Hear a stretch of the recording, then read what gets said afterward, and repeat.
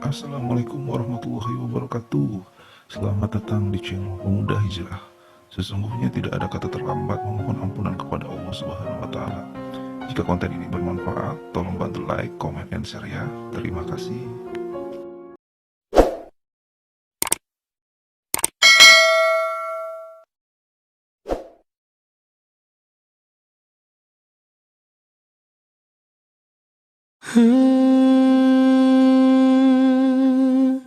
Assalamualaikum.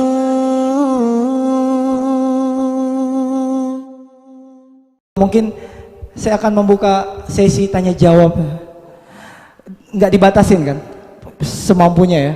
Satu orang boleh 2 pertanyaan deh, nggak apa-apa. Nanti boleh langsung saja mungkin ya, berdiri. Sebutin nama, nggak perlu?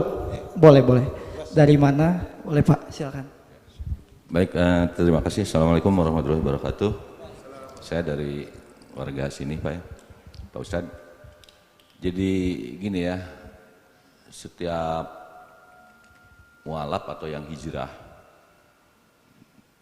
melakukan semacam satu pengajian, dan itu tentunya nanti diharapkan menjadikan giroh atau lebih semangat lagi kepada yang didakwahi atau yang diceramahi. Senantiasa yang mualaf itu menyampaikan mengenai latar belakangnya, pendidikannya, dulunya pernah jadi pastor, pernah di gereja, apalagi tadi pernah kuliah dan lain sebagainya.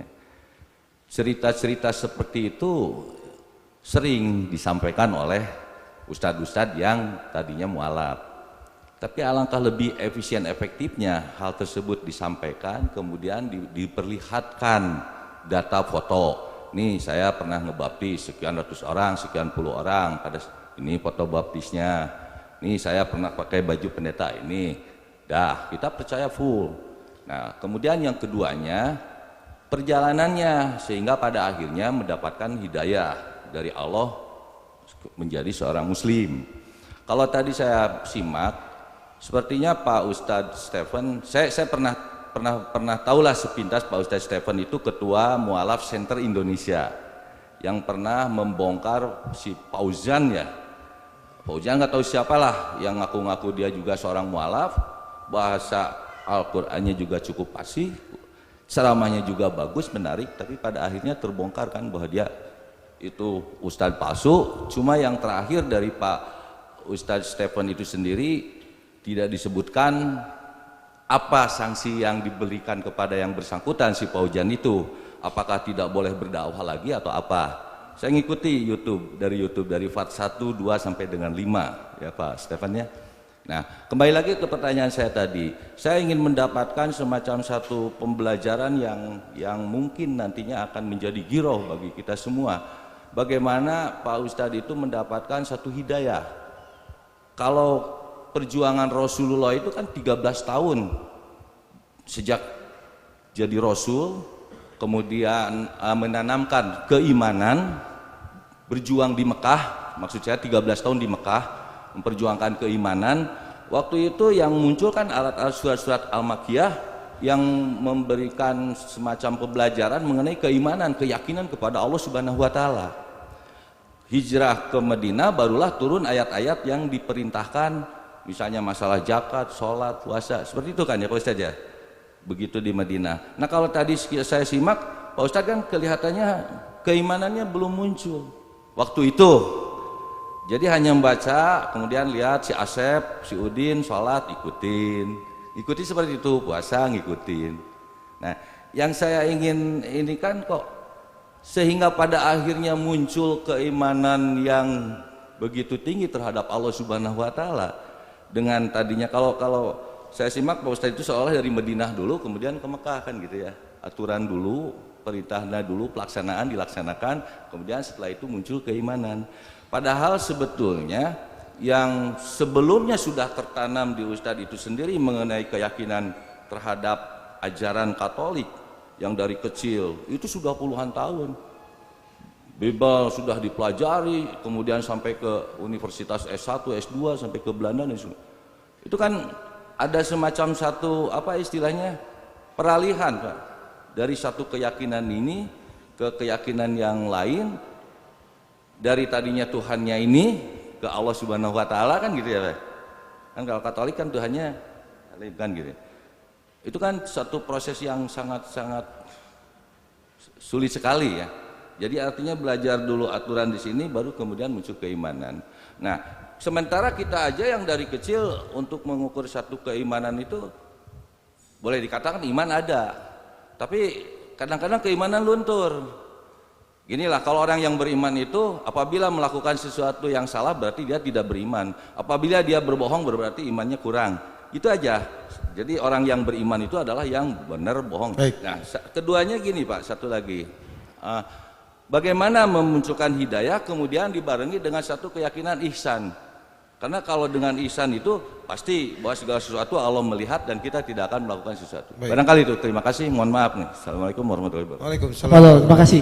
Silakan Kak Stefan. Jadi tadi saya bercerita seorganik mungkin atau seasli mungkin Pak. Kalau saya tiba-tiba saya bilang saya melakukan perbandingan agama dan saya meyakini Islam ini yang benar, berarti kekatolikan saya harusnya Bapak ragukan. Dari tadi saya bilang apa? Saya orang Katolik yang taat dulunya. Sebagaimana orang Muslim yang taat. Pada saat galau, buka kitabnya apa? Quran. Buka kitab orang lain enggak? Enggak. Karena kalian Muslim yang taat. Bukanya Quran. Kalau sampai kalian galau terus buka kitab orang dibandingin ke Quran, saya bisa definisikan Muslimnya tidak taat. Sama seperti siapapun mu'alaf yang bercerita baik di sini maupun di YouTube. Jika dia mengaku dia sebagai orang agama yang dulunya sebagai taat, apakah dia Protestan yang taat, Katolik yang taat, Buddha yang taat, Hindu yang taat, apapun agama dia, taat dia di situ. Lalu dia membandingkan agamanya, membandingkan kitabnya dengan Quran, lalu dia masuk Islam. Itu bisa dipastikan bohong. Karena seorang yang taat, kalian balikan ke diri kalian. Ingat ya, jangan terlena dengan cerita. Bandingkan dengan diri kalian. Kalian Muslim yang taat. Apa yang kalian buka pada saat kalian galau? Quran. Minta petunjuk. Karena sebaik-baiknya petunjuk ada di Quran. Selesai. Itu yang saya lakukan Pak. Kan tadi saya bilang, saya masih menjalani aktivitas saya di sana. Foto saya Pak sampai hari ini. Kemarin reuni 212 ada Pak di ruang tamu Pak. Nggak tahu kenapa nggak diturunin sama Pak John. Enggak, ini semua pator dipajang. Oh, itu ngapain ada foto saya? Kalau Bung tidak berkenan, tidak boleh. Harus berkenan. Oh ya sudah. Ya. Ada beberapa orang udah jadi saksi. Ada yang bersaksi. Kalau saya mau pajang surat baptis saya tunjukin ke jemaat. Apa layak jemaah sekalian di dalam masjid niatin surat-surat saya? Apakah layak? Saya taruh di sosmed, di copy orang Pak nanti Pak. Dibuat pemalsuan dokumen Pak. Banyak sahabat saya udah langsung lihat, bahkan seorang Katolik yang menghujat saya habis-habisan. Menghujat saya habis-habisan. Punya toko di Roxy namanya Christian. Datang ke rumah, Mami lagi ke rumah Mami. Ya Mami tinggal buka berangkas, ini surat baptis pertamanya Stephen. Ini yang kedua permandiannya, ini waktu ngambil hosti. Tunjukin semua. Yang ada aja Mi, yang ada. Kan ada yang lu udah pulangin, ya. Yang ada aja tunjukin. Ada Pak, masih pakaian saya pakai besaran, ada fotonya di Mami. Saya pajang Pak di sosmed. Buat apa? Saya nggak penting dipandang manusia, seluruh penduduk bumi. Asli nggak penting. Saya lebih penting bagaimana Allah memandang saya. Titik. Makanya kenapa Mualaf Center dari awal saya dirikan, saya nggak angkat ke media. Saya bilang, saya nggak suka ngeliat-ngeliat kamera sama TV. Saya masuk TV sekali, dipaksa sama guru saya waktu itu. Kalau nggak UJ, berduaan sama Kiai Haji Zainuddin MZ yang maksa berdua itu, saya nggak datang. Damai Indonesiaku, tahun 2008. TV One. Pembukaan Ramadan. Saya bilang saya nggak mau. Gue nggak mau J. Kenapa sih? Gue nggak main lagi ke rumah lo. Ayolah. Sekali aja lu share. Orang biar tahu. Nggak penting. Buat apa? Buat apa Pak? Penting orang kenal kita siapa? Nggak penting Pak. Kenapa Ojan saya langsung bilang dia itu penipu? Bayangin Pak, kita pertama kali dapat laporan itu dari orang yang ngelindungin dia. Orang yang ngelindungin dia, qadar Allah nih, Allah hadirkan ya. Orang yang ngelindungin dia, yang lapor ke kita. Ada mu'alaf yang gini. Hah? STH bekas orang Katolik. Masa sih? Setiap orang Katolik tahu tatanan di dalam paroki gereja Katolik. Tanya, nyeleweng. Ya lain cerita ada sakit jantung lah, jantungnya di sebelah kanan, saya bingung. Saya sendiri belakangan baru ngeh, oh iya kanan ya, kan aku lihat dari depan mirror kan. Ya, kalau pegang kanan kan berasa di sini kan. Ya oh ya tiba-tiba sakit jantung, habis itu obatnya bodrek lagi. Aduh. Subhanallah. Ya ini proses Pak, Allah yang nunjukin Pak. Saya nggak mau bongkar, saya nggak mau bongkar itu cerita. Bapak bisa tanya tim saya di Magelang, nggak usah dibongkar. Aibnya dia kita lindungi itu jauh lebih utama karena dia Muslim dari lahir. Tapi Pak, 17 anak perempuan orang, 17 anak gadis orang, 17 adik perempuan orang ditidurin sama dia, dinikahin tanpa diceraikan, dihamili sama dia. Dan 9 anak laki-laki dan perempuan lucu-lucu Pak tersebar di Indonesia tanpa tahu bapaknya siapa. Saya dalam pertimbangan dua waktu itu ngebongkar kasusnya Ojan, apakah saya tutup aibnya atau saya bongkar. Kalau saya bongkar demi Allah saya siap terima azab dari Allah untuk hal saya membongkar aib saudara saya. 17 orang Pak, tidak termasuk 2 anak gadis yang diperawanin sama dia. Pak hajinya, kiainya itu punya ponpes di Ciamis. Yang satunya di Tasik. 8 orang korban di Bogor. Belum yang di Sukabumi, belum yang di Banjar. Belum yang di Jambi, belum yang di Padang, belum yang di Aceh, belum yang di Medan. Orang Medan ini masih ngomel-ngomel sama saya ini. Kalau tidak kau yang bunuh, saya yang datang ke sana saya bunuh. Bagi alamatnya. Bapak lihat di YouTube, banyak yang mau bunuh dia. Banyak pertimbangan Pak, saya banyak banget pertimbangan. Memang banyak sekali pertimbangan. Saya pikir saya juga nggak sempurna. Kalau memang Allah azab ini sebagai satu kesalahan saya membongkar aib saudara sendiri, saya terima. Saya salah. Ya kan, itu pertimbangannya panjang, serius. Saya nanya ke 4 syekh, guru yang menjawab. Dari 5, 4 menjawab, buka. Baru saya lakukan. Pertimbangannya panjang Pak, serius. Ya, ini pertimbangan kami Pak. Ya, dan kalau tadi yang saya bilang, kalau ada satu nanti kapan waktu kalian undang lagi ke sini mu'alaf, dia bilang saya dulunya Hindu yang taat, lalu saya buka Quran, saya bandingkan itu Arju Veda, Batara Veda atau apapun Veda dengan Quran, lalu saya menemukan keindahan di dalam Quran dan saya masuk Islam. Bullshit. Tidak ada yang seperti itu. Saya sendiri ngalamin, seorganiknya saya bercerita. Pertumbuhan iman saya ya tadi ya. Pokoknya gue mau sholat dulu, gue ngikutin buku. Selesai Pak, Rasulullah dididik sama malaikat Jibril tidak langsung pada Islam. Tapi akhlak dan adabnya. Itulah kenapa Rasulullah ditanya sama sahabat, Abu Hurairah lagi yang nanya. Ya Rasul, apa tugasmu di dunia ini? Apa Pak tugasnya? Memualafkan orang satu dunia? Enggak. Memperbaiki akhlak dan adab manusia. Selesai. Tugas dia cuma di situ loh Pak. Tugas dia di situ, asli. Ya, ada hadisnya. Ya. Dan hadisnya bukan Hasan ya. Hadisnya sahih itu. Insyaallah 4 perawi utama loh yang menyampaikan. Dan salah satu sahabat dekatnya Rasulullah. Ya.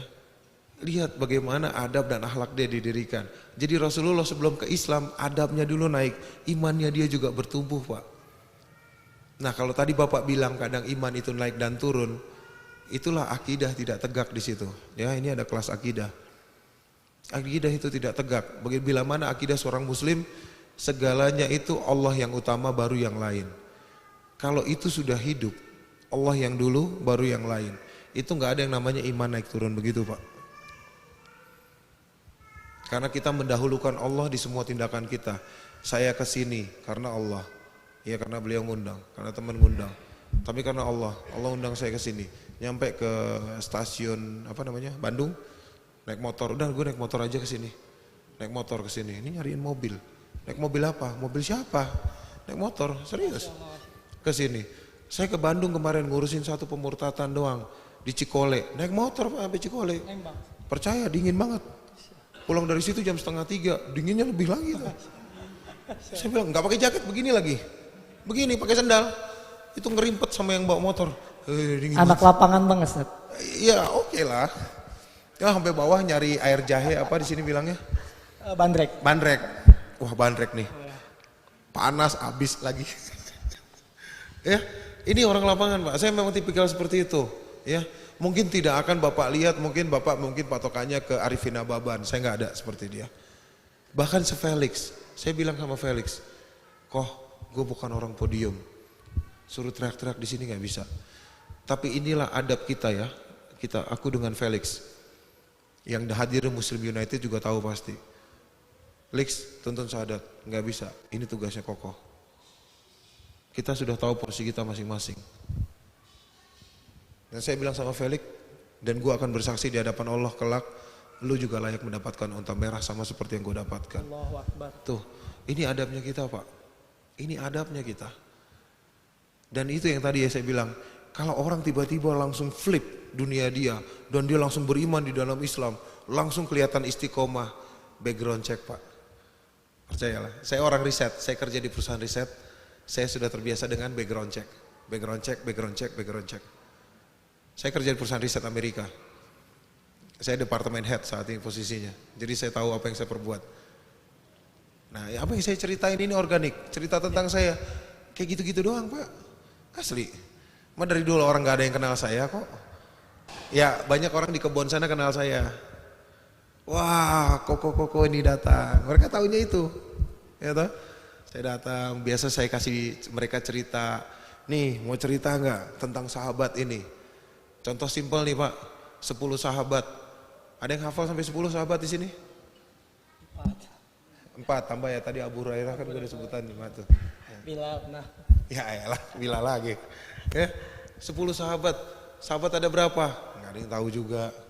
Ya, cerita di sana Pak, sahabat doang cerita tentang sirah sahabat. Wah seneng mereka. Ya kan, baru sambungin sama salah satu sirah Rasulullah tentang ini. Sambungin cerita. Ini ada cara berdakwah dengan adab. Alhamdulillah, daya keras, ngantem saya pakai mandau Pak. Kalau Bapak mau lihat bekasnya di sini. Dihantam saya pakai mandau. Tebasnya ke sini saya angkat kaki saya, ketangkis kena tulang kering. Alhamdulillah ini Allah desain tulang kering ini kuat. Apa emailnya paling tebal kan di sini. Masih ada bekasnya. Sampai akhirnya itu bapak-bapak itu minta maaf dan saya kalau ke sana tidur di rumah dia. Ya. Ini adab Pak, ini cara dengan adab. Dan itulah makanya saya bilang, kalau Bapak mau bukti saya, kalau Bapak hadir di 212 nanti tahun depan reuni, masuk aja katedral Pak. Ruang tamu utama. Tanya langsung. Mana foto-foto pater? Saya mau lihat yang angkatan tahun 90-an. Ada Pak saya di situ Pak. Tapi percayalah waktu itu kurus. Ya, foto saya masih kurus. Allahu Akbar. Sekarang udah segini, dulu nggak sampai segini. Mana nggak ada contohnya lagi. Wah, kurus langsing bagus. Cakep Ini lah. pengakuan Ustaz. Pengakuan boleh dong. Oh, boleh. Karena Tapi ada di situ. Oh, ada. Namanya sama, Stefanus Indra Wibowo, ada Pak. Ya, ada pater periode tuh ada di situ. 99 2000 tuh ada di situ. Di katedral, di ruang tamu, semua foto pater dipajang, Pak. Dan itu nggak bisa meleset. Bapak tanya ke KWI, angkat nama saya di situ. Tanya aja langsung. Data saya lengkap. Ya kan? Dan sebenarnya orang bisa ngelihat kok bagaimana saya di pasar lah. Saya nggak ke pesantren, enggak. Saya nyari nafkah di jalan, di pinggir jalan, ngegembel, iya, organik Pak, standar. Kalau Bapak mau terima cerita saya, oh dapat mimpi indah, masuk Islam, enggak. Perbandingan agama, enggak. Dulu posisi saya di situ, enggak ada satu Pak Haji datang, ini 2 miliar, kamu masuk Islam, enggak ada Pak. Iya, perempuan enggak ada. Pun kalau perempuan yang dekat Pak, itu suster yang di belakang di Santa Ursula. Iya kalau perempuan kan, yang sering ngobrol. Itu Santa Ursula punya suster, cantik-cantik Pak. Cuma sama udah disumpah juga nggak boleh kawin. Nggak boleh nikah, nggak boleh nikah. Di situ beratnya Ustaz. Iya. Tapi juga nggak ada perempuan-perempuan muslim yang nawarin gitu untuk nikah, nggak ada juga. Iya kan? Iya sama Ustaz. Terus Bapak mau nanya, lalu apa alasan yang mendasar? Gini Pak, orang banyak tanya ke saya apa alasan mendasar Coach Stephen masuk Islam. Saya selalu bilang, kalau Anda tanya ke saya alasan mendasar saya masuk Islam, maka saya akan mengembalikan ke Anda dengan statement sebaliknya. Saya tidak punya alasan dunia apapun untuk masuk Islam Pak. Allahu Saya Akbar. tidak punya alasan dunia apapun untuk masuk Islam. Sehingga saya tidak butuh alasan dunia apapun untuk saya meninggalkan Islam. Titik. Takbir. Allahu Akbar. Paham Pak? Saya nggak ada alasan dunia untuk masuk Islam. Asli. Nggak punya alasannya. Saya nggak punya pacar, nggak punya kekasih. Maaf ya. Ada yang menikah mungkin masuk Islamnya. Saya nggak karena Pak Haji tadi ngasih duit gitu kan. Ada. Ya kan. Nggak ada maksudnya. Nggak ada dapat mimpi ketemu siapa, jubah apa gitu. Nggak ada. Asli. Saya ketemu Rasulullah itu bahkan setelahnya mimpinya. Itu juga saya nggak tahu itu benar apa enggak. Saya nggak berani. Nanti setelah saya mati, setelah kiamat, baru nanti saya buktikan. Saya orangnya logis Pak, mengedepankan logika, selesai. Di luar logika, itu bukan dunia saya. So simple seperti itu. Masya Allah. Praktis kan? Praktis, Iya. natural Ustaz. Ya emang seperti itu. Nggak diada-ada, asli. Saya mau datang ke sini juga kayak begini, pakaian standar gitu. Ini pakaian hijrah karena ini biasa kita dakwah di kafe, di restoran, kita pakai pakaian Ya. dakwah, ngenalin Islam ke orang. Karena dakwahnya kita juga di jalan Pak, terminal, halte, kafe, restoran, apalagi tuh, kereta api, KRL, Stasiun. kereta, terus pesawat, kapal feri. Semua dijangkau. Semua ruang yang tidak dihadirkan kita dakwah di situ. Masya Allah. Makanya istilahnya kita itu pemulung the pickers. Pemulung the fikir. Iya, ini minum nih kan, manfaatkan, minum, habis airnya, botolnya buang. Ada yang mulung nggak? Ada. Bagi dia baru bisa bermanfaat. Nah, dakwah yang di sini sudah banyak Pak. Dakwah panggung itu sudah banyak. Nggak ada yang mau masuk dalam sana. Nggak ada yang mau masuk dalam pedalaman. Nggak ada yang mau ngurusin anak-anak jalanan, tatoan nggak karu-karuan, anak-anak pang yang ngamen di lampu merah. Nggak ada. Saya ngerjain pang muslim tahun 2009 di terminal Pulau Gadung. Saya aja ngaji, rambutnya berdiri semua, mohak, tajam loh gitu kayaknya. Saya sentil keras, ternyata pakai Fox dia. Tahu ya lem putih itu? Ini kayaknya pengalaman nih. Ketawanya paling. Iya makanya ajak ngaji. Ya area yang nggak dikerjain, ya insya Allah kita kerjain. Ya, Masya Allah. Ya kurang lebih kayak gitu. Masya Allah. Tafadhol, semoga terjawab ya Pak. Amin ya Allah. Amin. Natural saja. Mengambil porsinya masing-masing sesuai passion. Ya. Masya Allah. Mungkin ada lagi jamaah buat akhwat boleh, ayahanda sekalian. Monggo, insya Allah kita masih buka sampai sepertiga malam Ustaz ya. Kepada Masya Allah, anak muda. Mau pakai mic? Boleh, Masya Allah. Silakan Kang. Kasih. Assalamualaikum warahmatullahi wabarakatuh. Pak Ustadz Coach Stephen. Yang saya mau tanya gini, kan Coach Stephen keturunan Tionghoa ya. Nah, kalau orang Cina lah ya, saya biar gampang gitu. Kalau ke Filipina, dia dari adatnya, dia kemudian memeluk Katolik ya. Begitu dia pergi ke Thailand, dia Buddha gitu. Tapi ketika dia ke Malaysia atau ke Indonesia, dia nggak serta-merta menjadi Islam. Tuh, malah lebih banyak yang mungkin ikut Kristen gitu ya. Nah itu kalau dari pandangan orang Tionghoa sendiri sebenarnya apa sih barriernya itu? Terima kasih. Insya Allah. Silakan Ustaz. Tafadhol. Iya. Kalau mau nyalain Belanda deh. Udah itu aja sih. Nyalahinnya salahin Belanda. Filipina dijajah sama Inggris, Portugis, ya campur-campur juga sih. Ada 4 negara yang nggak jajah mereka. Tapi nggak kayak kita dijajah Belanda sih Pak. Aslinya mah gitu. Ya Thailand nggak pernah dijajah orang. dan memang backgroundnya Buddha. Kita kan dijajah Pak, iya kan? Sejak dijajah, Islam kan redup, ya itu Pak. Salahin yang ngejajah sih. Sebenarnya kalau dulu yang ngejajah Jepang selama 3,5 abad, banyak kan orang Sinto di sini kayaknya. Iya kan? Saya orang Gitu. Belanda. Sebenarnya salah di situnya Pak. Ini pelajarannya nanti sejarah. Ngobrol sama Babe Haikal tuh keren tuh. Masya Allah. Insyaallah kita undang beliau. Insyaallah. Itu. Ya, intinya itu. Ya kalau mau disalahin salahin Belanda. Karena kita dikontrol sama Belanda, di-clustering sama Belanda. Jadi yang pembangkang geser. Makanya dulu ada istilah Cina benteng. Cina di dalam benteng dan Cina di luar benteng. Oh, Masya Allah. Ya kan. Nah, yang di luar benteng ngebantuin Pitung lawan Belanda. Oh, Masya Allah. Nah, dah, itu panjang tuh ntar ini cerita Pitung. Sampai jam 2 malam. Ya, Gimana? kurang lebih itu, ya. Kepada tadi ibu itu. Oh, Masya Allah. Semoga terjawab ya Kang ya. Nanti gantian ke Ibunda. Insya Allah, biar MC-nya sekalian olahraga ini. Apa? Silahkan Bu. Bismillahirrahmanirrahim. Assalamualaikum warahmatullahi wabarakatuh. Sebelumnya maaf saya di pinggir karena lagi jaga anak juga. Iya. Iya, Pak, saya mau nanya pengalaman Bapak, sekaligus saya mau mempraktekkan cara Bapak untuk gimana sih biar mendakwahi orang yang kebetulan saya bekerja di lingkungan yang mayoritas Kristen, termasuk di ruangan kerja saya cuma 2 orang muslimnya. Nah itu orang-orang yang non muslim itu sering bertanya ke saya dari apa yang saya lakukan, bahkan yang tidak saya lakukan sering bertanya. Akhirnya saya terpacu untuk semangat mencari ilmu untuk ilmu saya sendiri juga dan untuk mempertanyakan jawaban mereka yang mereka pertanyakan. Nah yang saya greget gitu ya di hati, ada rasa pengen mendakwahi, tapi saya peluang bukan untuk di situ ya.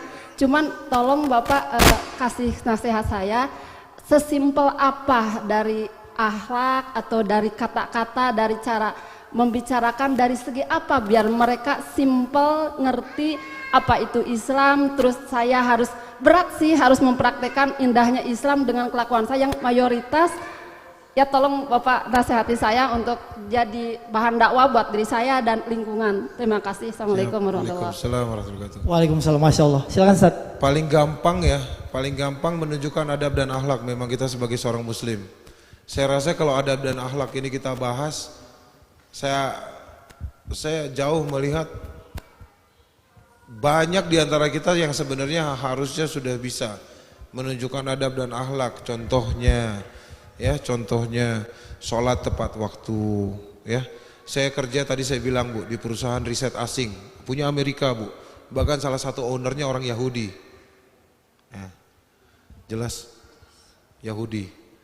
Saya nggak peduli Bu. Saya mimpin 5 negara ya, Filipina, Indonesia, Thailand, Malaysia, Singapura. Mau masuk Vietnam ini. Tahun depan masuk Vietnam. Ya, jadi 5 negara tanpa Indonesia nantinya. Ya. Tapi kalau kita ditanya lagi bagaimana pada saat jam sholat, saya tinggal Bu. Saya tinggal. Saya tunjukin saya ini muslim. Jenggot saya nggak cukur-cukur. Dari awal interview di Amerika pun saya pakai ini jenggot. Susahnya masuk situ karena ada rekomendasi jadi gampang saya masuk Amerika. Ya karena memang mau interview. Saya kerja Pak, celana gantung, saya nggak peduli. Saya tunjukin bagaimana Islamnya saya. Meeting sama direktur, saya tinggal Bu. Ajan nih handphone. Sir, sorry, let's go to pray. Dah, sholat aja. Gak apa-apa. Tunjukin ke mereka kalau kita ini muslim yang taat. Adab dan akhlak kita sebagai seorang muslim kita tunjukkan. Pagi datang ke kantor, satu ruangan. Assalamualaikum, ada yang muslim. Nanti dia akan jawab waalaikumsalam. Pagi guys, apa kabar nih? Dibiasakan, ini akhlak ya. Rasulullah selalu menanyakan kabar pada saat berjumpa dengan sahabat-sahabatnya. Apa kabar guys? Udah sarapan belum gitu kan? Ya kan? Coba nih, ya udah malam, sarapan tadi pagi. Makan malam. Ya, kalau ibu bisa bawakan makanan, bawain makanan. Ini ada cemilan nih. Ya, ini cara-cara kita menunjukkan akhlak dan adab. Ya, selain yang tadi masalah sholat itu yang tegas. Ya, kalau lagi nganggur nggak ada kerjaan, aku nggak tahu sektornya ibu ya. Kalau sektorku nih, karena dunianya riset, kadang-kadang temen lagi ngeproses data nih, masuknya lama, ya kan? Buka aja Quran, dapat kali tiga potong ayat ya, baca aja nggak apa-apa.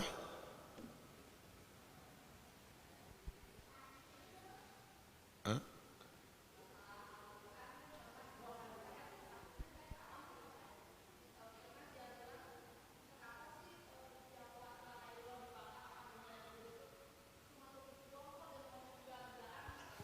Oke, itu datang dari orang tua saya Bu pertanyaannya.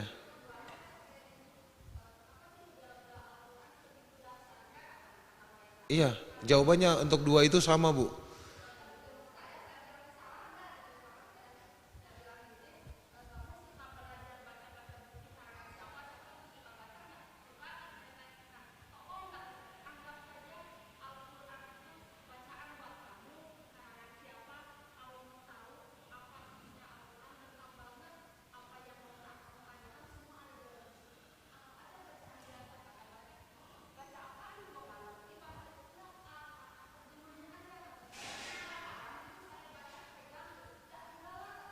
Nah, bukan salah Bu, tapi Allah sudah ingatkan Al-Baqarah ayat ke-6, dijelaskan atau tidak, Ibu menjelaskan mereka Islam atau tidak. Kalau memang mereka tidak untuk beriman, mereka belum akan beriman Bu. Allah udah ingetin, Allah udah ingetin kita 14 abad yang lalu ya. Ya, kalau Ibu bawa Quran Ibu buka sendiri ya. Allah udah ingetin, dijelaskan atau tidak mereka nggak ngerti Bu. Karena Islam ini bukan untuk dijelaskan tapi tunjukkan Islam itu bagaimana. Saya baca Bu, saya baca. Saya suka lagi kalau sama papi itu, suka sama papi itu suka iseng aja. Murojaah, nyetirin, nganterin dia, misalnya dia mau ke mana tuh, murojaah aja, ambil bawa mobil. Ya, murojaah aja. Ntar dia tadinya memang itu ya, agak sentimen dengan Islam. Sekarang dia, kalau saya lupa murojaah malah dia yang nepok kalau sekarang. Baca Arab, baca Arab dia taunya. Iya. Ya kan aku bersuara bahasa Arab apapun dia nggak ngerti artinya. Ya kan? Nah, waktu itu papi juga nanya hal yang sama Bu. Udah beberapa tahun silam. Kenapa sih lu kayaknya protektif banget sama Quran? Itu di depan om-om, itu di acara keluarga lagi. Aduh, serius bahas di sini nih. Iya, ayo. Jelasin lah. Biar nih yang lain juga pada tahu gitu kan. Ada salah satunya Om Pariaji ya, dia jadi pendeta lumayan besar di Indonesia. Pariaji itu pimpinannya Tiberias. Iya, coba jelasin Steve, kalau kita kan ya Alkitab dibakar ya kita tinggal ambil yang lain. Saya bilang susah nih. Kenapa susah? Karena kalian tidak beriman seperti saya beriman. Kalau kalian mau tahu rasanya masuk Islam, jadi kafah beneran di Islam. Nah nanti terus ada orang bakar Quran, rasain sendiri Om. Gitu rasanya. Ya lihat, menjelaskan hati-hati. Ya, kita menjelaskan esensi dari Islamnya, mereka nggak akan ngerti. Jelaskan esensi secara logikanya supaya mereka paham. Kalau kita analogikan ke arah buku, mereka bingung buku apa. Bible-nya mereka dibakar juga. Alas saja dia tinggal beli lagi. Repot kan? Mereka nggak ngalamin apa yang kita rasakan ya, susah loh. Makanya saya bilang, susah nih Om, ya lu masuk Islam dulu nih. Hah? Iya lu masuk Islam, lu kafah jadi orang bener di Islam nih. Terus nanti orang bakar Quran, lu rasain lu. Emang harus sampai masuk Islam? Percuma, lu nggak ada di sini, lu nggak tahu rasanya. Paham nggak sih Om? Ini air rasanya apa? Tawar. Tahu dari mana lu? Orang tadi gua kasih gula. Emang manis? Cobain. Kan tawar gue udah bilang, sampai lu cobain lu tahu rasanya tawar. Ke Om sendiri sih. Jadi berani agak-agak tinggi dikit. Walaupun tetap dijaga adabnya ya, pemilihan kata-katanya. Lihat Bu, seperti itu Bu, yang tadi saya bilang, saya tinggal. Di kantor saya Bu, orang liberal ada, Islamnya kuli. Ya. Dia liberalnya tuh benar-benar kelas tinggi. Semua agama sama. Bahkan dia punya pemikiran, Tuhan itu satu. Menuju Tuhan itu pintunya banyak. Apa sih? Ya kan susah Bu ngomong sama orang mabok odol kayak gitu susah. Nggak akan kelar gitu loh. Nah kita jelasin panjang kali lebar, capek. Ajak bercanda, balikin. Cuy, kalau Tuhannya satu, pintunya banyak. Itu Tuhan lu pikir tukang pegang kunci? Gitu ya, jelasin ke mereka pakai analogi. Kalau mereka pakai logika, hajar pakai logika. Ya, kurang lebih kayak gitu Bu. Ya, dan Islam itu tunjukkan. Ya, ada lagi MC-nya kabur. Mas. MC-nya sekalian habis batu-batu. Oh iya. Masya Allah. Boleh silakan yang mau bertanya silakan.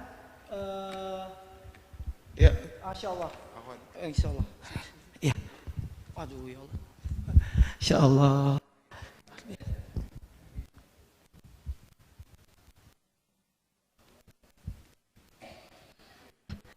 Ya, tadi mau bertanya.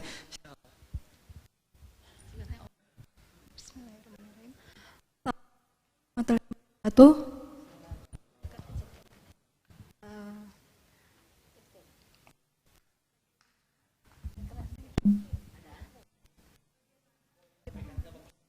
Bagaimana adab kita kepada non-muslim mengenai hari raya mereka yang tidak boleh kita ucapkan, sedangkan non-muslim itu selalu mengucapkan hari raya kita gitu. Ya.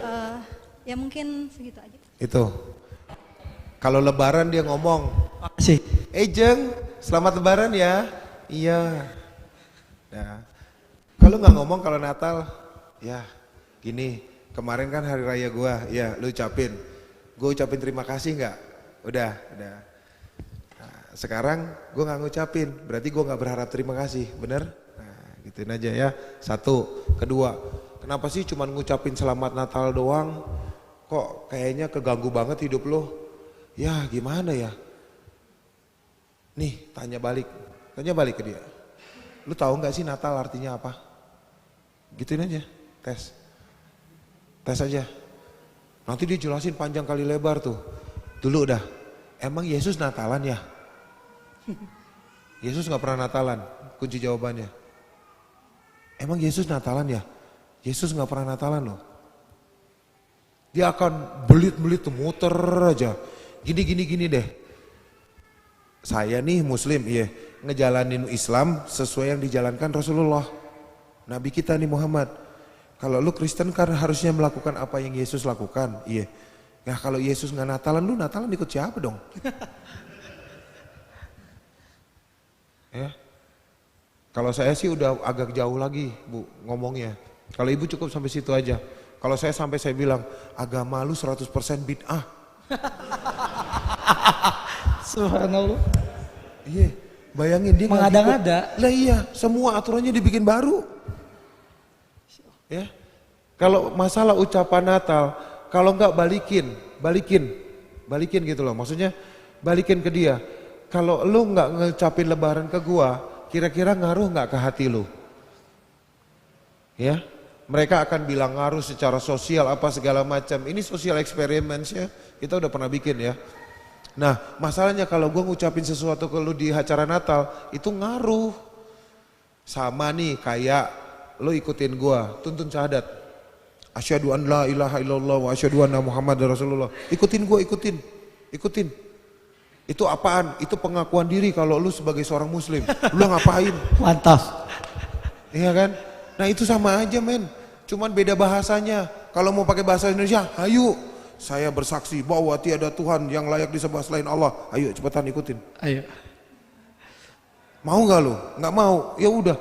Kan cuma Natal. Makanya dari awal gua tanya, lu tahu gak Natal itu artinya apa? Gituin. Biar dia buka kamus paling gak lah. Ya, kurang lebih kayak gitu. Masya Ya, Allah. jangan sampai diajak debat sampai debat kusir, kasihan temannya dipecandain kayak gitu. Biar abis bercanda kan bisa ngopi, ngopi ya. Ngeteh. Kalau akhwat nyusu, Ustaz. Isu. Nyusu. Iya. Biar lebih enak campur kopi. Kopi susu Sama aja. sama aja. Ya tadi ibu lagi tadi di belakang. Ada lagi? Tadi ibu. Oh iya. Mau ke ikhwan dulu apa akhwat lu? Tadi angkat tangan Oh dulu. ibu. Kenapa nggak tadi sekalian ya pas di belakang? Apa saya nggak ngeliat? Ini benar-benar dilatih nih Ustaz untuk menjadi kurus. Masya Allah. Boleh? Ya Allah. Tes. Assalamualaikum warahmatullahi wabarakatuh. Kebetulan Ustadz saya juga sempat lihat Ustadz di YouTube ya. Terus nama saya Herawati dan saya kemarin sekitar beberapa bulan kemarin memang sempat akan menikah dengan seorang non Muslim Katolik. Nah dia memang sebenarnya saya bilang kalau misalkan memang beneran serius mau menikah, saya tidak mungkin dengan menikah selain agama saya. Jadi lebih baik dihentikan saja. Tapi dia menyanggupi untuk masuk Islam. Setelah itu saya bilang yakin masuk Islam karena saya ingin dia ingin masuk Islam dari hatinya bukan karena saya. Lalu saya pernah mengajak untuk ke Islamic Center ya yang mualaf itu. Dia menolak, malah dia debat sama saya masalah Islam teroris lah, masalah Islam istrinya banyak lah. Jadi di pikiran dia itu Islam itu adalah keras, teroris dan istrinya banyak. Katanya kenapa Islam itu melecehkan perempuan, kata dia gitu.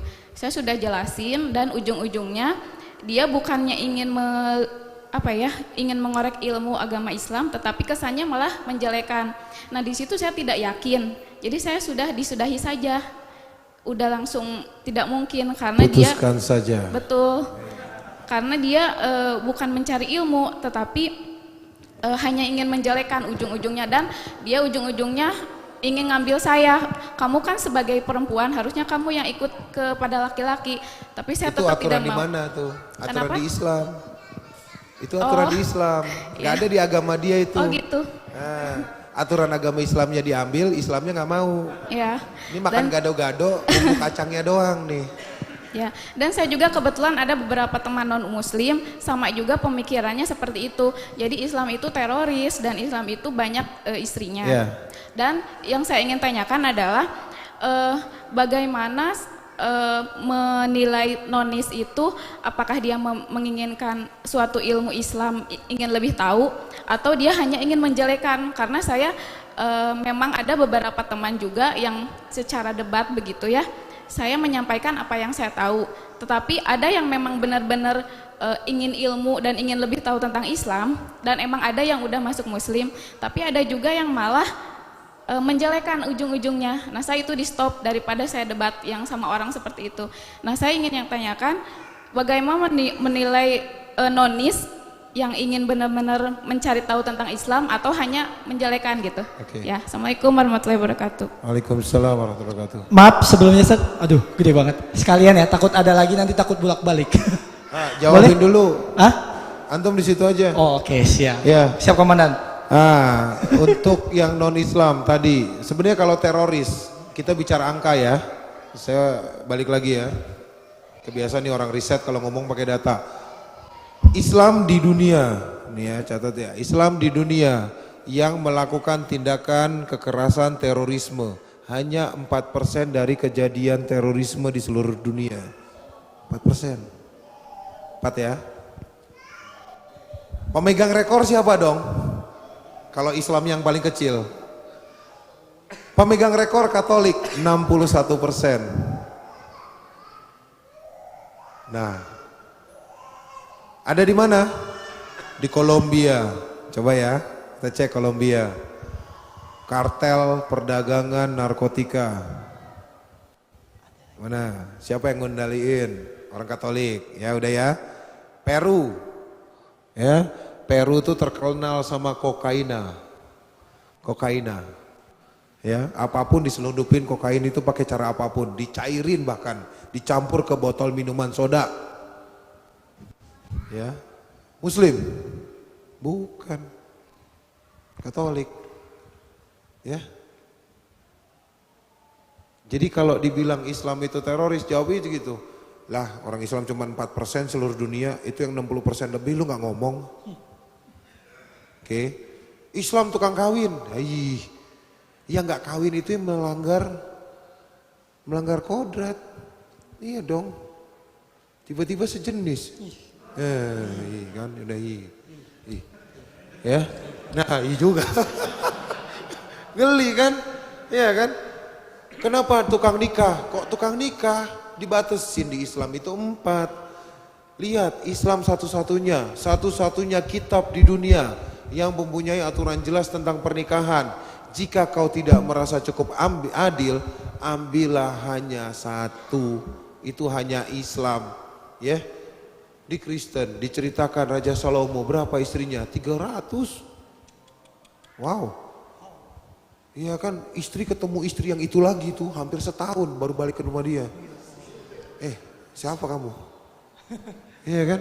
Lihat, kalau mereka bilang tukang ini, lihat hukum pernikahan yang lengkap hanya di Islam, nikah cerai komplit, ya, nikah cerai komplit, ya. Di agama lain, even serapi Katolik, dia hanya punya hukum pernikahan, dia nggak punya hukum perceraian. Itulah kenapa orang Katolik susah bercerai, tidak diatur di dalam kitabnya tentang bagaimana caranya bercerai dan apa saja yang bisa merujuk terhadap perceraian. Islam komplit, ya. Dia mau cerita jelek apapun tentang orang Islam, agama dia jauh lebih jelek. Mungkin mainnya dia yang kurang jauh, ya. Mungkin mainnya cuma di Indonesia tok. Jadi yang kelihatan di Indonesia saja. Kalau sudah main ke arah Eropa, Amerika, udah banyak penglihatan dia. Seharusnya orang seperti ini, bila mana kamu tahu orang yang tulus ikhlas belajar Islam atau orang cuman mau ngetes. Ya, kadang-kadang ngetes loh. Ngetesin pertanyaan-pertanyaan aneh buat ngehujat Islam. Jadi hanya melontar. Saya mau masuk Islam dong. Ya udah sana ke masjid belajar. Tapi habis itu saya mau nikahin kamu. Ya udah, hafalin deh minimal 10 juz. Masya Allah. Berani nggak? Wah, masalahnya berani nggak? Akhwatnya bilang ntar, ya Allah Ustadz, satu aja susah, dikasih 10 juz. Ya, kembali ke kamunya lagi ya. Kembali ke kamunya lagi. Saya berani kok kemarin nguji mualaf kayak gitu. Saya uji dia. Lu mau nikah? Iya. Mbak, saya kasih syarat ya. Iya. 5 juz hafalin. 5 juz itu seberapa banyak? Bukain 5 juz. Nih segini. Hah? Ya. Mbaknya bilang, Ustadz kecilin. Ya kok kecilin? 3 hari 3. Tapi gak boleh juz sama. Diem aja dia. Akhirnya 3 juz loh, beres loh. 6 bulan. Nikah kemarin tuh bule. Oh yang kemarin di hijab pas. Ada enggak? Ada lagi? Beda lagi. Ada lagi nih. 3 juz. Sekarang lagi juz keempat.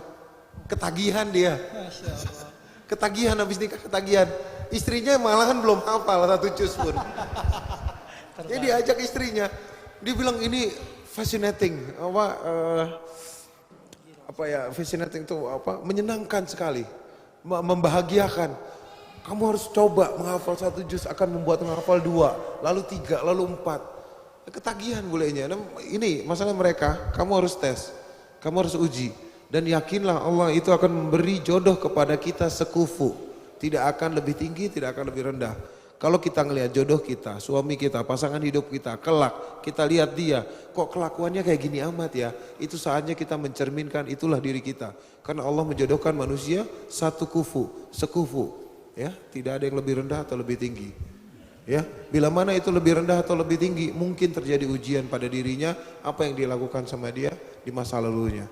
Ya, bisa jadi seperti itu bisa. Tapi janji Allah, Allah menjodohkan manusia sekufu, sepantaran, selifting, satu level. Ya, orang hijrah biasanya ketemu orang hijrah, orang baik-baik ketemu orang baik-baik. Ya kan, itu sudah Allah jelaskan ya di Quran ya. Jadi nggak akan meleset. Bukan katanya-katanya. Oke, kalau mau ngetes, tes seperti itu. Cobain aja. Di tes sunat aja biasanya mundur soalnya. Habis masuk Islam sunat ya, wah. Ada tuh ya. Hati-hati ya, lebih baik Mbak cari yang muslim. Banyak gak sih jomblo? Masya Allah. Ini dia makanya yang saya mau bahas, Tad. Tuh, ntar panggil Hawarion. Hawarion, konten video. Oke. Itu Ya, kurang lebih kayak gitu Mbak. Tapi Mbaknya juga harus sabar, kalau nguji orang nggak bisa langsung jadi ya. Tapi akan teruji, kalau dia benar-benar dihafalin 3 juz, dia akan continue. Lihat, kita sudah banyak kali saksikan. Kita banyak mualaf kita yang hafiz Quran. Masya Allah. Banyak, kita sampai punya sekolah hafiz sendiri. Sekolah tahfiz Quran, khusus buat mualaf. Di Lombok, khusus buat mualaf. Mualafnya kita ajarin tahfiz. Asik loh, serius. Coba ngafalin. Yang belum hafal coba ngafalin. Start dari 1 juz, ketagihan. Sok, enggak. Amin. Amin. Dicobain. Insyaallah. Ya nggak kenal usia, mau tua mau muda. Cobain 1 juz, tagihan sendiri kok. Ya, Masya Allah. Semoga terjawab ya Teh ya. Insya Allah jauh harus lebih sabar lagi. Tapi kalau memang terlalu lama, Insya Allah di sini jamaah banyak. Muslim ya? Hah? Muslim. Muslim lagi, nggak perlu nunggu lama. Tuh, langsung iya. Barusan nggak tahu siapa ya. Ini yang jomblo Pak, bukan yang mau 2. Yang jomblo ya. Catatan yang jomblo. Tapi kalau ngafal mah ngafal aja. Ngapal tetap ngapal ya. Siap, padahal. Insya Allah. Padahal. Tafadhol. Ada lagi? Ah? Siapa itu Pak? Aduh, ini dari mana datanya? Hanya tetangga yang tahu berarti ya, ini jomblo nih. Pak izin nanti aja di belakang. Boleh? Set, lanjut ya. Masya Allah. Oke, ini nggak apa-apa nih. Ini satu metode baru. Moderatornya ulang lagi, ya, biar sehat. Oh enggak. Baik, Assalamualaikum warahmatullahi wabarakatuh. Waalaikumsalam warahmatullahi wabarakatuh. Baik Ustadz, ada 3 pertanyaan. Yang pertama, ini kan Mualaf Center dari tahun berapa? 2003 ya. Itu gimana Mualaf Center membiayai mungkin anggotanya yang dakwah lapangan? Ini kan Ustadz cerita mungkin di Kalimantan, di Sulawesi. Saya kebayang mungkin dia punya keluarga, bagaimana dia bisa melakukan dakwah di lapangan, tapi dia juga kan harus membiayai keluarganya dan lain-lain. Siap. Oke, yang kedua, dari pengalaman Ustadz, sebenarnya faktor apa yang membuat orang itu rentan terkena pemurtadan? Baik. Yang ketiga, kira-kira kontribusi apa yang bisa kita lakukan, kami lakukan, mungkin orang-orang biasa yang yang bisa mendukung atau kontribusi untuk dakwah di lapangan atau di pelosok-pelosok gitu ya. Yang punya rutinitas mungkin kerja kantoran, jadi yang Ustadz ceritain tuh nggak kebayang gitu tuh, karena sehari-hari mungkin ngelihat angkot, motor, kerjaan, pulang mungkin dengan keluarga dan ya rutinitas biasa lah pagi itu. Baik. Terima kasih Ustadz. Baik. Masya Allah. Silakan Ustaz, Tafadhol. Siap. Yang pertama overhead cost mungkin ya. Ya bisa dibilang seperti itu. Overhead cost Mualaf Center itu sebulan sekitar 100 sampai 150 juta. Nggak ada dari Basnas, nggak ada dari Lasnas manapun. Semua sivitas penggerak utama Mualaf Center saya wajibkan bekerja atau memiliki penghasilan baik di Indonesia maupun di negara lain. Kita ada di 131 negara. Semua Mualaf Center di seluruh dunia harus bekerja, penggerak utamanya. Saya bekerja, alhamdulillah gajinya dolar juga lumayan. Kebutuhan saya cuma sekian ribu dolar. Sisanya saya masukin ke sana. Ya, semua dananya dari kami untuk kita membantu mualaf. Kenapa tidak saya mintakan ke Basnas? Mereka punya dana zakat yang mereka harus kelola sendiri. Ya, kita juga yang namanya ngejar-ngejar sorga, rebutan ke sorga. Ya, saya buka donasi sangat sedikit sekali Pak. Baru kemarin saya buka di Instagram ibu-ibu itu yang karena anaknya tipes dan segala macam. Karena pertanggal 19 kemarin uang yang kita kumpulin dari tabungan kita habis. Dan kebetulan saya ada bonus tahunan juga akhir tahun. Kemarin udah buat pakai ke Xinjiang, ke Uighur. Ya. Jadi habis baru saya open donasi. Saya buka cuman 3 hari. Jumat, Sabtu, Minggu close. Kekumpul dari open donasi 7 juta lebih, kita tambahin 7 juta lebih jadi 15 juta kita kasih ke ibu itu. Ya, ada aktivitas lain nggak saya? Ada. Saya biasa ngedesain masjid, struktur, interior, eksterior, just for fun. 1000 meter, 20 kali 20. Saya mau 2 lantai. Ya, gayanya mau apa? Ya gayanya selalu dah. Oke. Desain jadi kirim dah, dia bangun.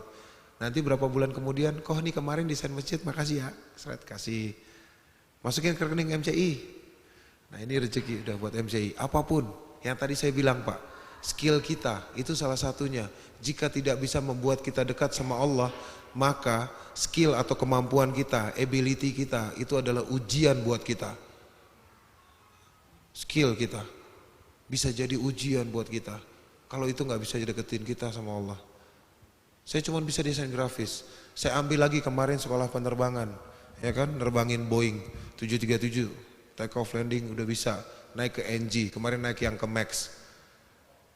Saya berkhidmat ya, berkhidmat untuk Allah. Kayak kemarin UAS, saya butuh nih untuk ke sana sini. Nyewa pesawat tambah pilotnya sekian, $10.000 harga sewa pilotnya tok. Serem tuh. Ngobrol sama Ari Untung sama teman-teman kan, sama Wisnu, gimana nih? Mahal juga ya. Udah pesawatnya aja, after hanggar. Lah siapa yang nerbangin? Gue. Yakin lu, ini gue punya wing, ada wing penerbang. Ini jam terbang. Udah saya yang bawa.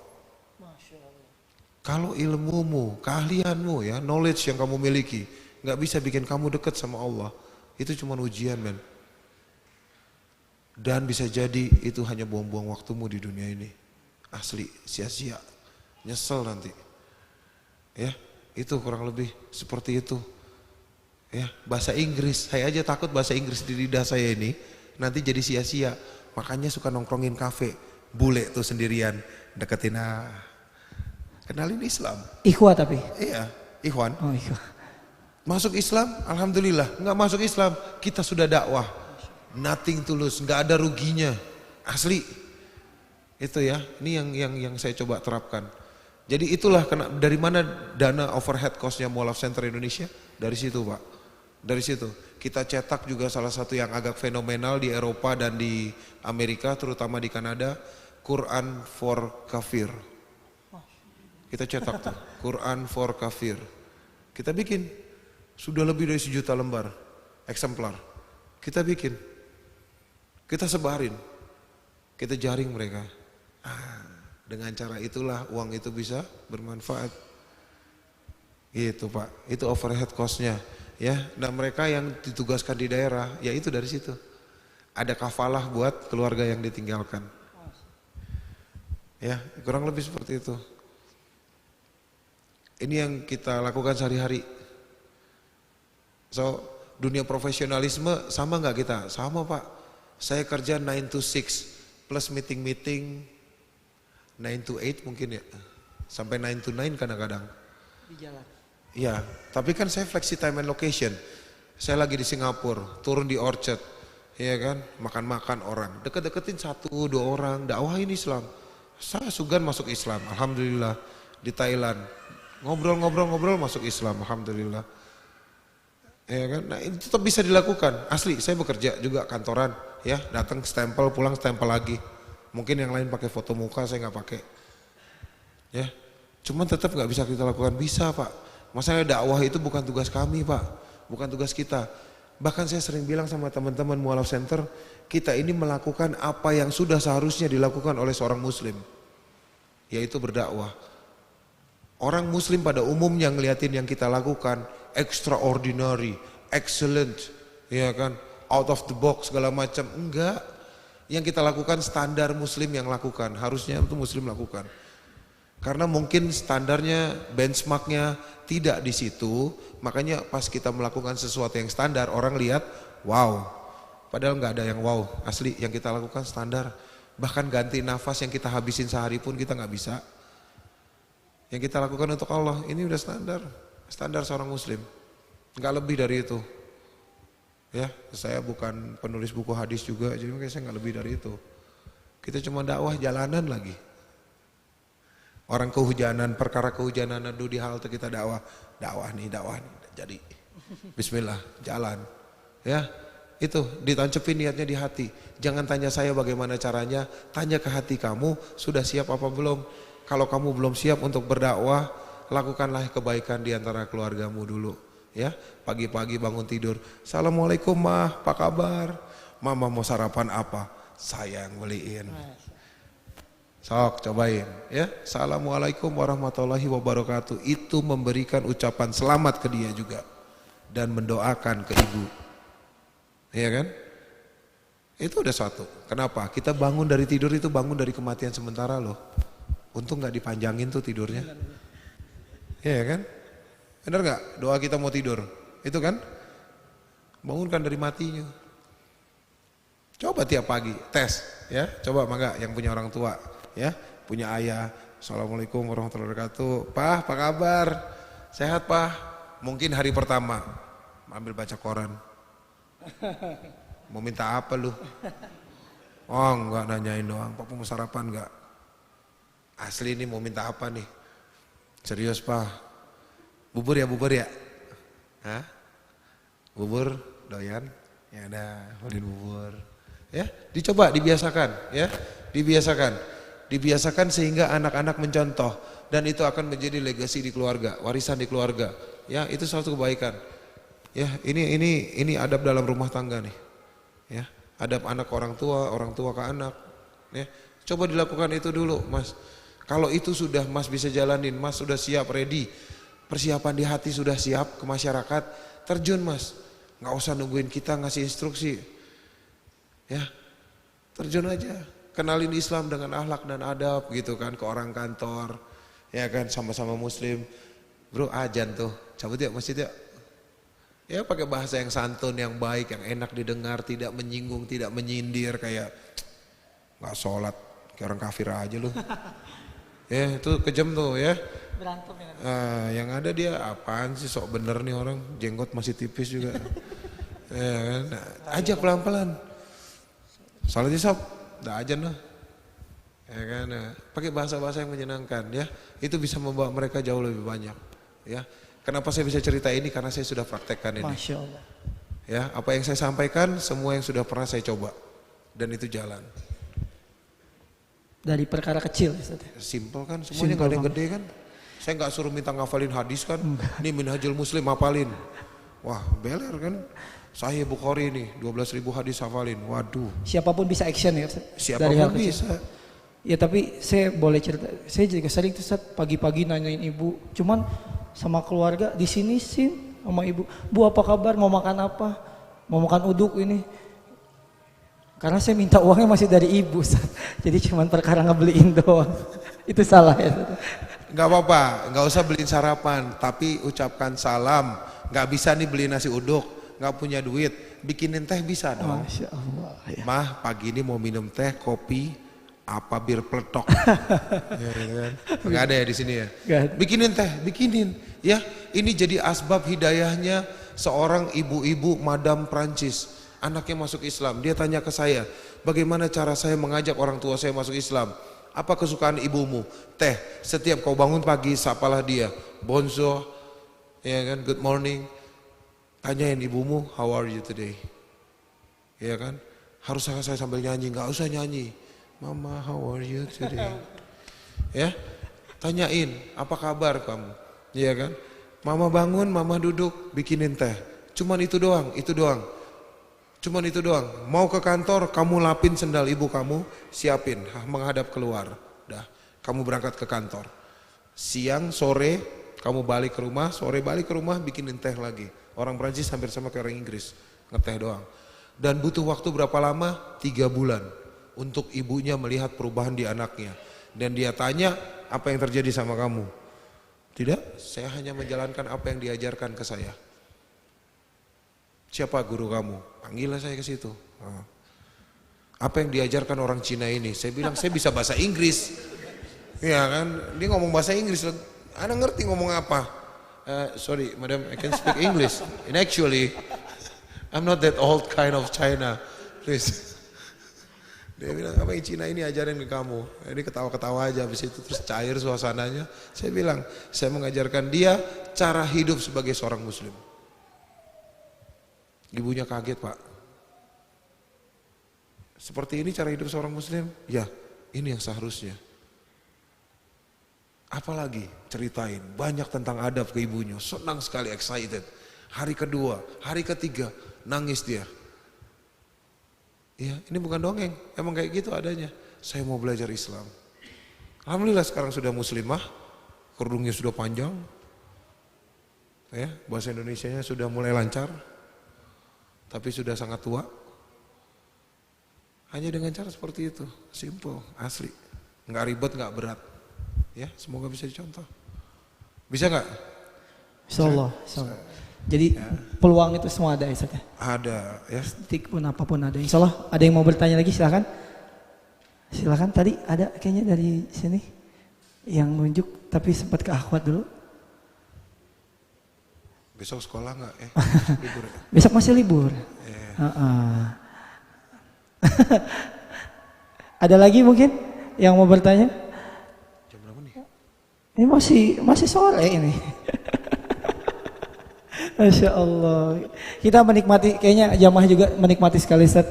Ya mungkin ini waktunya juga untuk udah semi closing ini kayaknya Ustaz. Karena kelihatannya jamaah sangat menikmati dari tadi. Soalnya mungkin Ustaz juga masih ada hal-hal yang ingin disampaikan. Ini yang saya lakukan, ini yang udah pernah saya lakukan, saya coba untuk jalankan. Saya punya 3 key yang jelas itu ya Pak, ini berbeda dari orang Kristen karena yang punya jelas cuma orang Islam. Yang satu ikhlas. Ikhlas itu cuma orang Islam yang punya, asli. Di agama lain nggak ada. Mereka nggak tahu yang namanya ikhlas. Mereka nggak kenal yang namanya ikhlas. Ikhlas itu cuma orang Islam. Asli, cuma orang Islam. Baca surat Al-Ikhlas tidak ada kata-kata ikhlasnya. Orang baca secepat-cepatnya, bahkan sampai nggak tahu artinya apa. Ya, cuma tahu potongan ayat pertama. Kulhu Allah ahad. Ya kan, saya bersaksi bahwa Allah hanya satu. Terus seperti itu. Itu butuh keikhlasan ya. Ada yang Tuhannya 3 aja nggak mau diikhlasin loh, butuh lebih loh. Ada ya. Ada yang Tuhannya 118 pun belum bisa ikhlas loh. Ya, ada nggak? Ada ya. Orang Buddha tuh Tuhannya 118. Ya, bumi, langit, pohon tuh ada dewanya sendiri tuh. Sampai bingung dia. Ya, nggak ada kata-kata ikhlas di antara mereka. Cuman orang Islam yang kenal namanya ikhlas. Ikhlaslah kalian dalam hidup. Tuh paling enak banget. Ya. 2, sabar. Sabar juga cuman orang Islam doang yang punya. Bukan Pak Sabarudin. Sabar yang sesungguhnya cuman orang Islam yang punya. Ya. Sampai ada pepatah itu kemarin dikasih tahu sama teman. Ya. Cat Stevens, dia orang Inggris. Dia bilang di depan publik, open speech, dia bilang, kalau orang Islam tidak memiliki kesabaran, maka sudah terbantailah penduduk yang non muslim dari muka bumi. Sadis ya? Saya aja kaget nih ngomong kayak gitu. Wow, Masya Allah. Sabar Stephen. Ya, ini Stephen tuh. Ya. Ya, lihat ya, orang Islam tuh punya sabar luar biasa, ditindas, diem aja, malah didoain yang nindas. Cuman kita loh Pak, serius, asli, jangan anggap di agama lain diajarkan, nggak ada, ya. Jika ditampar pipi kiri, belikanlah pipi kananmu. Ada emang seperti itu, tapi itu udah bukan bagian dari adab, bukan ada bagian dari kesabaran juga, ya kan? Ada di Kristen. Bila ditampar pipi kananmu, berikanlah pipi kirimu. Itu orang stupid dong. Harusnya dia menanyakan kenapa dia ditampar, bukan main kasih aja pipi sebelahnya. Paham nggak? Lihat di dalam Islam bertabayun. Jika ditampar tabayun. Tak dulu. Tadi kenapa nabok? Enggak, gue nggak suka ngeliat muka lu ngeselin. Oh, sabar aja. Yaudah jangan lihat gue deh, ngeliat orang lain aja. Ya, ini cuma Islam loh ya. Islam itu sabar ya, Masya Allah, subhanallah, itu tinggi sekali. Ya, kita punya grade sabar itu paling tinggi. Kita punya grade sabar itu paling tinggi. Ya, kita sudah ngalamin sendiri di Indonesia, ditindas, diinjak, dihina, habis-habisan. Kita kumpul, kita doain dia yang ngehujat Islam dengan doa terbaik kita, lalu kita pulang. Ada yang ngebakar balai kota kemarin, ada nggak sih? Iya kan? Pohon aja kagak kita rusak. Ini orang luar biasa ya. Saya nggak usah cerita yang di luar sana. Luar biasa sabarnya. luar biasa sabarnya. Dan sabar juga langkah kedua, kita bersabar atas segala sesuatunya. Bisa jadi Allah akan mengabulkannya nanti atau nanti lagi. Sabar. Yang ketiga, ini pamungkasnya umat Islam, yaitu kusnuzon. Kusnuzon juga nggak ada di tempat lain. Hanya orang Islam yang punya kusnuzon. Ya, jatuh tangan patah. Nah perlu patah. Alhamdulillah nih cuma tangan kanan yang kena. Kiri mah bagus.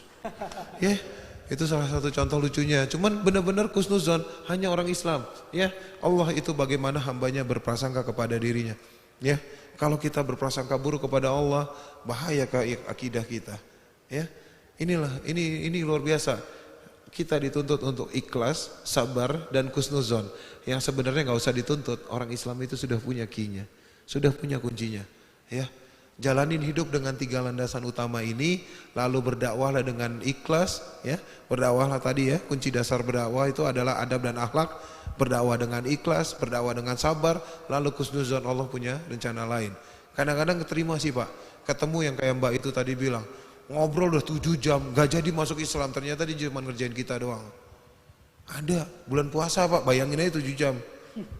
Kering tuh leher tuh. Aduh udah deket buka puasa baru dia pergi. Cuman ngerjain doang.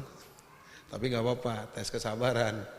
Ya, cuman ya itulah, luar biasanya orang Islam nih. Ya kan, udah ikhlas, sabar, dia kusnuzon. Ya, bersyukur ada di mana kok? Bersyukur itu bagian dari kusnuzon. Karena kita yakin Allah memberi kita lebih, makanya kita bersyukur. Ya, kusnuzon itu udah pamungkas itu. Ya, penutup segalanya.